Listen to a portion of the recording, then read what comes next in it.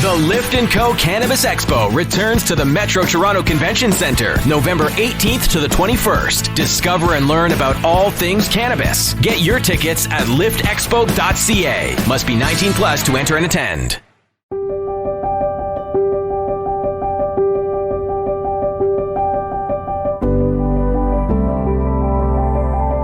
I'm meeting people everywhere and it's exciting. And to be honest with you, what my course really does is just give you a starting off point so you can dive into whatever your real interests are. If you're a mother-baby nurse, looking into what that research is as it applies to mothers and babies and follicular systems and all of those kind of things that might, be of interest to you.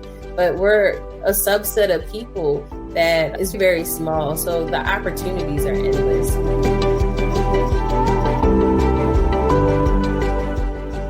Welcome to the Miracle Plant Podcast, the show that inspires, promotes, and gives you a daily dose of inspiration from the people who have used cannabis to change their lives in extraordinary ways. Here's your host, Justin Benton. Hey, welcome to the Miracle Plant Podcast, where we explain this misunderstood plant with so many names, and the miracle plant that has changed so many people's lives, including mine and our families, in extraordinary ways. Today, we have a special guest on with us today, who I met in this incredible new platform called Clubhouse. For those of you that don't know about Clubhouse, you need to get to know. And I'm sure we'll touch on that a little bit, how to become a member of Clubhouse and have great conversations. And it's had allowed so many of us in the cannabis hemp CBD space to have a place to talk. And this is how Ashley and I met. She is the owner of the Cannabis Nursing Solutions. Ashley, welcome to the Miracle Plant Podcast. Hello. How are you doing? I am good. I'm happy to be here.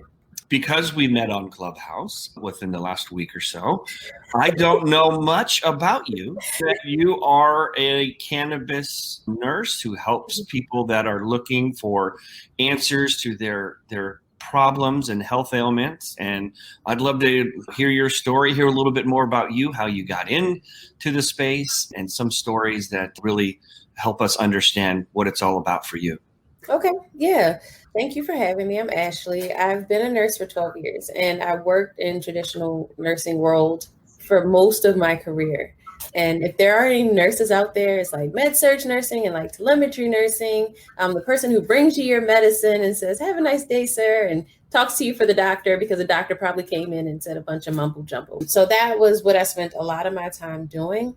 And then somehow I worked myself up in the corporate world and had to conform to those rules and regulations.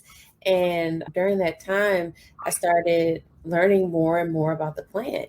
And my husband actually self-medicated since as far as I could remember. He's now a patient. I'm in Maryland, so we only have a medical program here, but he is a medical patient. And when I started learning, so let me backtrack. I was the person who said, "This is a terrible thing. You're messing up your mind." I had all of those stigmas coming out of my mouth to my husband. And when I started learning about not only the plant, but the endocannabinoid system, and with it being the largest receptor system in our body, I'm like, why are we demonizing a plant that literally is compatible with the system that we're created with, that we don't talk about? He turned into my guinea pig, and we worked to find a therapeutic range for him because he suffers from chronic back pain. He used to be a diesel mechanic, and so a lot of wear and tear, that kind of thing. And so that's how I got into it. I saw good results with him, just managing and experimenting with different methods of consumption, experimenting with different doses and not over-medicating where you don't need to over-medicate and stuff like that. I look at it from a totally medical perspective, although I definitely appreciate recreational use.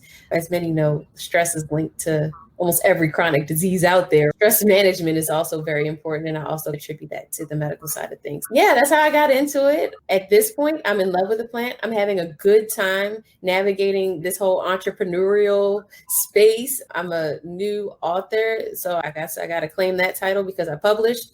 What's the name of the book? Tell us about the book. Oh, it's called Ace's Medicine. So it's a children's book. I have it here. Somebody told me always keep it with me. Absolutely. And what's it called? Asa's Medicine. S.A. Medicine. So Asa is a little boy who he's a medical cannabis patient too. And he happened to move to Maryland because we have Johns Hopkins. We have these big hospitals here. It's not named that in the book. That's where the idea came from. He came to Maryland. He's getting treated for these severe illnesses, but he takes medical cannabis for symptom management. And so he goes to his new school. He, thinks everything is normal because this is his life, and he gets teased. As we all know, children adopt what their parents tell them. A little boy named Rio makes fun of him and starts using language that is common for the plant. And him and the school nurse both come and they teach their class about medical cannabis. And I really feel passionate about it because it displays what the nurse's role should be with our pediatric patients. And because there's so much stigma around it, a lot of our nurses aren't as informed about the plant and the endocannabinoid system and all those kind of things. Not only does it talk about the injustices of not acknowledging medical equality, but then it also touches on the role of our civil servants, i.e. the nurse in this situation. So, yeah. That's awesome. And now I'm guessing this is maybe based on a true story or a couple of stories where a young child had came, into your life and you were able to help them out with cannabis? So not a personal story. Here in Maryland, and you're in California, so you probably have something similar, but we have a law that just was implemented this year that allows medical cannabis in the schools to be administered by the school nurse. I helped to build the guidelines, but even as a participant in building those guidelines to supplement the law, I had a lot of questions. And being a mom myself, I know what it's like when my kid comes home and say, Johnny said about blah, blah, blah, blah, blah. And now I have to teach her what the real answer is. Right now, a lot of parents don't have the real answer. So I just felt like parents deserve to have at least something to prompt them with some good evidence or real information and not continue to perpetuate the stereotype within their children, because then that causes division within the closest social network that children have, which is school. That's where it came from. And to be honest with you, I don't think a lot of people have gotten to a point, at least here, where they even acknowledge that this will be a problem. Now, you were saying that you help set up programs for school nurses. I'd love to hear more about that. It's not specific to the school nurse. I actually educate just nurses in general. I have a course. It offers them CEUs, and we talk about like the history of the plant. We talk about what a cannabinoid is, what a terpene is, and then we talk about like treatment care planning, like how we can incorporate that into our plans of care. And that's typical language for us. Do I need to explain that? So basically, we go through a process with every disease that we see. And there are certain things that we just innately do.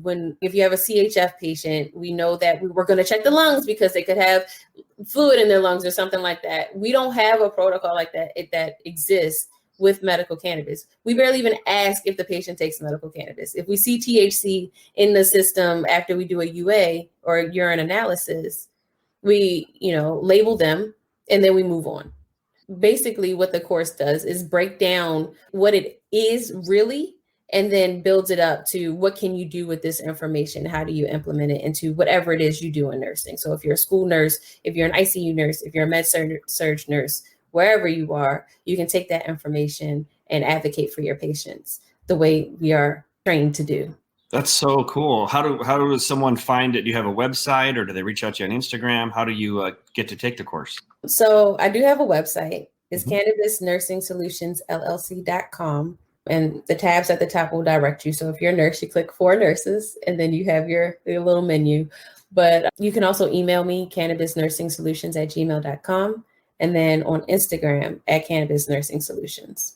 Very cool. And what's been some of the feedback? I think it's so necessary to have, because the nurses and the doctors, they weren't trained on the endocannabinoid system, even though it's been around since the 90s. And since we are truly understanding, the endocannabinoid system's been around the whole time, and it's in every animal on the planet. But we've just identified this endocannabinoid system that sets up with all of these receptors CB1 in the brain mostly and CB2 in the immune body, receptors that receive cannabinoids that either our body makes or that we give them through plants like hemp. Right. And yeah, and when I got started 5 or 6 years ago, the doctors were just almost completely against it. There's not enough research. That was the talking points, even though there's been research for hundreds of years. And in fact, they've been using cannabis medicinally for 8,000 years minimum, dating back to the Orient and medical books that they had back then. And in 1936, before they passed the 1937 Marijuana Tax Act with an H, they had actually written 2.3 million prescriptions for cannabis oil. And the American Medical Association came to Congress after they passed this horrible bill, said, "What are you guys doing? You never even consulted with us. This is one of our tools that we use to help people with migraines and pain and all of this. And now you've taken it off of our rotation." So now what has been your feedback from nurses or folks that have taken your course? And I'm sure they're very excited and happy to learn and apply this incredible plant to helping so many people who go through so much, especially at the hospital. So those who are interested in the plant are very excited. The people who prefer to put their blind eye on, that's what they do. And that's one of the things that I would like to navigate a little bit more. Like that's one of my goals, is to be able to get that mainstream nurse in my area. So when you walk into the hospital, it's not so taboo. But first things first, everybody who is interested sees benefit in holistic medicine in general. That's usually what their thought process is as they get into it. They're really excited. And when they come, they're like, I had no idea it was all of this. Like I get this look around 1:00 in the afternoon and they're like, and she's still talking. So are these courses like through Zoom now? Were they in person before, or have they always been online, or how do you usually teach them? So when I first started, I've only been doing it for a year and a couple months now. So the first 2 pilot courses were in person. And then just after that, COVID hit. So then that's when we had to restructure everything. And that was totally on Zoom, which is interesting because everything I wanted to do was supposed to be local. I wanted to be able to contain myself and I didn't want to expand myself too far. But because of everything that's happened, and I'm on the computer, and now Clubhouse is a thing. I'm meeting people everywhere, and it's exciting. And to be honest with you, what my course really does is just give you a starting off point so you can like dive into whatever your real interests are. If you're a mother-baby nurse, like looking into what that research is as it applies to mothers and babies and follicular systems and all of those kind of things that might, be of interest to you. But we're a subset of people that is very small. So the opportunities are endless.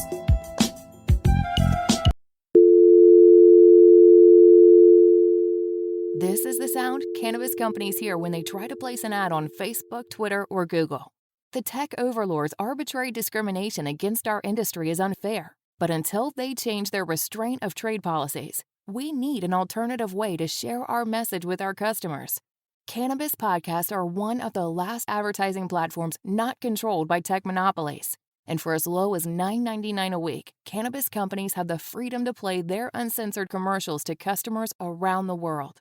Don't let tech bosses dictate how you run your business. Go to podCONX.com. That's podCONX.com. And for just $9.99 per week, you can go from this to this.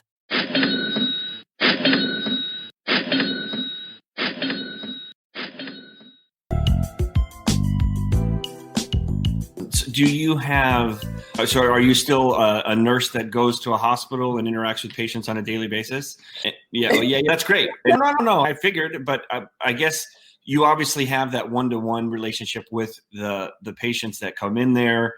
How, I know it's tricky because it's recreational, and do you work in Maryland? So I don't work with patients anymore. I actually do like quality work. I do chart audits and process improvement kind of stuff. So very analytical and computer driven, low stress. Yeah, I could only imagine. And maybe I can't even imagine. But I guess my pointer coming to is, because look, I know what this miracle plant did for my son with autism and helped clear his fog and got him back on his healthy, happy path that he's on. And it's impossible for me not to share that story when someone has a similar incident. And so for me, I know who I am and how I'm wired, and you sound very similar. It would be impossible for me not to mention or bring up or educate people that are in pain and figure out a way, how can I connect some dots for them, even if it is just education. But I guess, I think DC is pretty close by. What if someone didn't want to go get a medical card? In California, it's so easy. Back in the day when we needed them, you would go down to Venice and you could hop in and the doctor would write you a thing and $45 and 20 minutes you're out. Right. But I don't know if it's that easy in Maryland. Obviously there's CBD, and that's what we make, a whole plant raw extracted CBD, which we've sent you, and I can't wait to hear your feedback. So that's where we're a huge advocate of the plant and cold pressing it and getting all of the nutritional availabilities out of it. But if you were to share some information with them and they wanted to try a higher THC strain, perhaps, how would one be able to get that in your neck of the woods, or what would your recommendation be for them? So we do have access, and it really isn't that hard to get a medical card here. I think there's a lot of thinking patterns around getting a medical card, like, what are they doing with my information? I don't really want to be in the system, kind of thing. And then here in Maryland, you can't carry. So that's also a point of contention for a lot of people. So a lot of people are choosing the legacy market, but I don't necessarily recommend it, because the dispensary, they do the testing and you know exactly what's in your product. So you can dose yourself and you can be intentional about your use. Mm-hmm. But as far as accessing it, I know a few doctors that do the certification for patients. And right now it's online, so it's super easy to do. And then I'm not a huge fan of DC's medical recreational market. Like, it's not like in California. So I've been to California and I'm like, okay, your recreational dispensaries are cool. You walk in, they have security or whatever, give them your ID, you go on about your business. In DC, it's a little, I feel a way about going to their dispensary. It feels like a little back alley, or and it just doesn't make me feel comfortable, which is interesting, because if you have a medical card, it's a completely different scenario. And what they do in DC is you can't, and I'm not exactly sure why the law is like this, but you can't buy what you want to buy. You have to buy something and they give you the gift of the thing that you want. Yeah, I've heard that. It confuses me, and I'm sure there's some weird loophole, and it probably has to do with Lord knows what, but I always just say follow the money, and there's some rationale out there. But right. Yeah, it's pretty wild. Yeah, so I'm not a huge fan of it, but if you don't want to get a card here, DC is the closest place. You can get it. The other thing is I don't know how they're doing their lab testing in the rec market. Like, that's not really transparent as far as I've seen.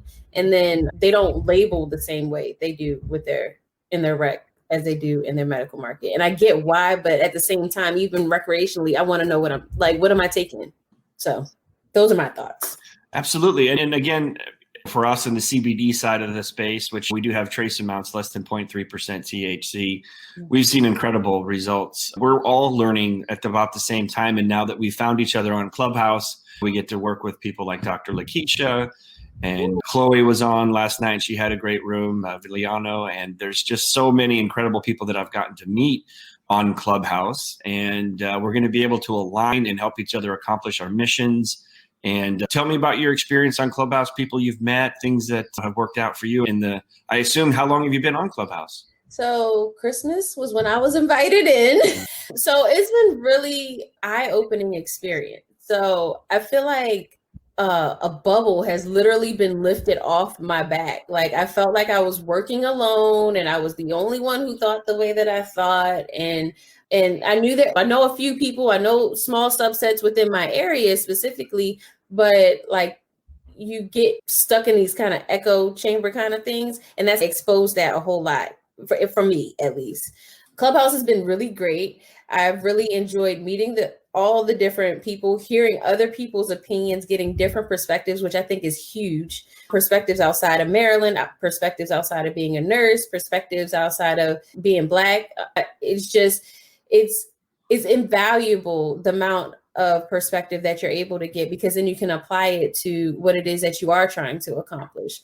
And I'm hoping that's true for everybody, because really that's ammunition to how you relate to the world, how people receive you. And then the other thing is just general public speaking to people that you don't know, you don't understand the audience or anything, and being able to engage that way, I think is also very valuable. So I think it's been a really great experience. I've met a whole lot of other cannabis nurses out there in my personal network. I'm a part of an organization called Cannabis Nurses of Color, and it's very small. It's like less than 200 of us that I'm aware of, and that's been growing, but we've been able to really connect even more within amongst ourselves. I think it's been very important, but I need to disconnect. I have children. I can sit on that thing all day, listening, talking, whatever. Like I can sit on it all day. Yeah, it's quite addictive. And Yeah. it's basically on, if I'm awake 16 hours, let's say, I'm on Clubhouse, probably about 14. And Right. and I try not to engage too much. And if I have things to do like this or make phone calls and clients and things, then of course you'll build those into your day. And I would recommend anyone just maybe schedule some times. And as we start to get more rhythm, there's going to be clubs and there's going to be certain times that certain shows are on, just like a TV. And so you'll be able to schedule which shows that you don't want to miss. So it's been incredible because I know for us in the cannabis hemp CBD space, there's been so much censorship and so many no way we can't communicate, like Facebook and Censorship word. I'm just saying, like, it's been, and not to mention since the 1937 Marijuana Tax Act was passed, which was complete, bullshit, just speaking purely. And it was done for political reasons and lobbying reasons and all kinds of horrible reasons if you want to go down that rabbit hole. But now that at least there was an awakening with hemp in 2014. They passed a farm bill, which allowed us to start growing it and trying how to figure out if there was a market. 2018, they passed the farm bill, which made it completely, clearly legal. The FDA is still screwing around, and Big Pharma is still trying to manipulate the situation however the best they can because they're trillion-dollar companies and making obscene amounts of money. And what matters to them is it's all about the bottom line and profit. Yeah. And so there's lots of people that are fighting against the cannabis and CBD space.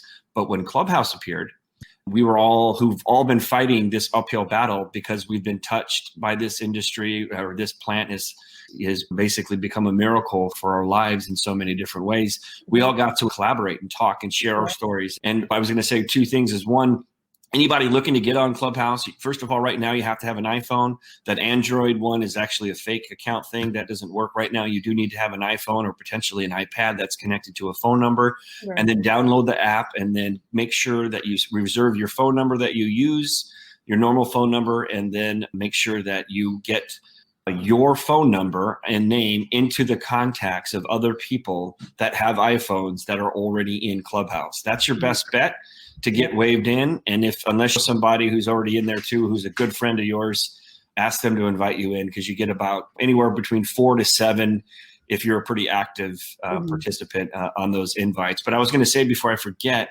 for you, now that you're on here and we're connected and we're helping heal the world, which is our motto here. Yeah. What can I do for you? What is it that you're looking for? If someone's listening in this audience, what are the things that will help you reach your mission, reach the things in the hearts and the minds that you're after? The biggest thing I can ask for is just to share. So if you can follow me on Instagram, you don't necessarily need to buy the book, but if you could just share the fact that the book exists, because I mentioned I was triggered by the censorship, but I can't do any paid advertising like any other children's book author would. I can't talk to teachers because I get blocked as soon as they see the word cannabis. Like, people are literally just not interested in what it is that I have to say. They're not even giving me a chance to explain how responsibly I've organized the material and what it is that my message behind everything that I'm trying to do. If I had to ask for anything, literally just tell somebody about it, share it with your network, and whoever is out there that is interested, they can at least have a chance to hear about it. And what I would recommend for you is to go to GoDaddy and go and buy the URL of that particular name of the book. And that way it would just have a real easy place for them to buy it. So you can buy the website for $20, $10, buy the name, the title of the book, and then just post it, put it up on live, and have a way for them to buy it online. And even if you don't have that right now, I'd be more than happy to help you out. It's just stuff that I do on the side. But I think that's amazing that you're writing those books. I know that some parents back east are worried about it's not legal everywhere. And being in California, we're obviously very pro-cannabis and have been since 1996. But again, we were battling such an incredibly uphill battle with our son and the severe diagnosis that I didn't give a shit what other people thought about me or parenting. And I didn't get any pushback because I was fortunate enough that I made myself educated enough and that it was pretty much legal. And I had great lawyers and a great support system that I never really feared it. In the beginning, I was a little concerned.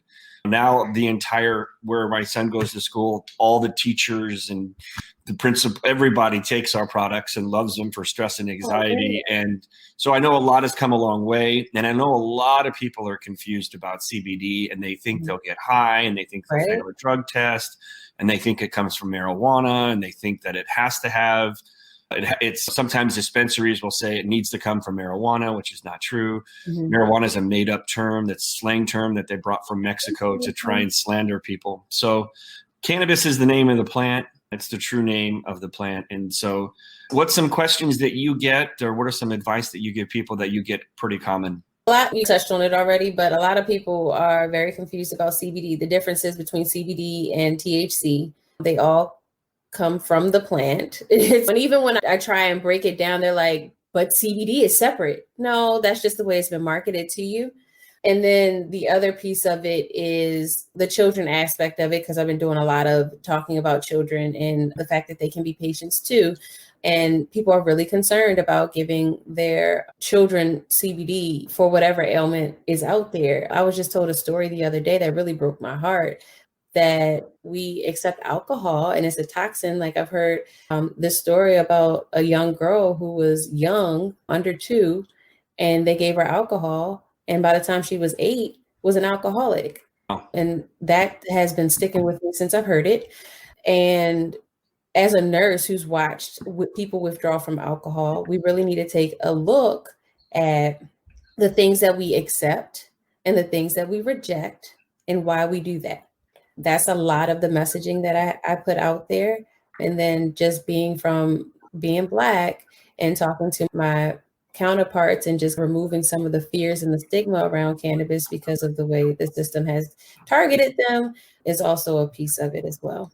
Yeah. And we certainly get that question a lot with children because that's how our story got started. My son was 3 at the time. And again, CBDs and broccoli and kale cannabinoids are produced by our body naturally. Cannabinoids are in breast milk. Hemp seed oil, which we use as a carrier oil, is actually, it mimics breast milk. It's the closest thing. So with the omega-3s and 6s and all of that. And it's as normal as eating a salad and as healthy as eating a salad.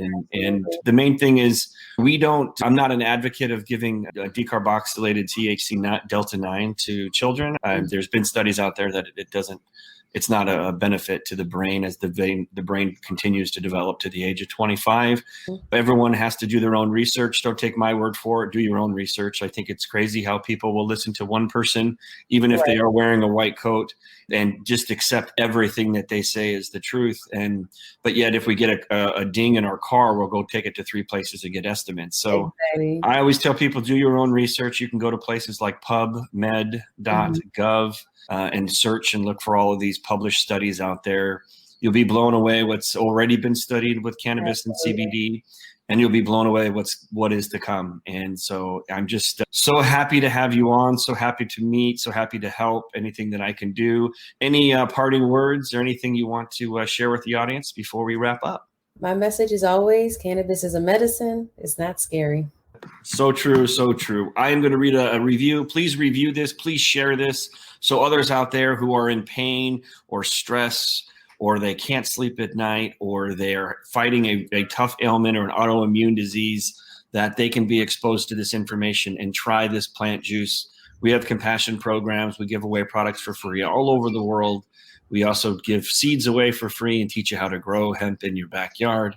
We just want to be a part of the solution. We were granted this amazing plant that basically saved our family and helped our son clear the fog. So today's review comes from Dan, my weekly dose of inspiration. Thanks, Justin, for sharing real life, heartwarming stories about how the miracle plant has changed people's lives. it's an honor to be in your orbit. So thank you, Dan.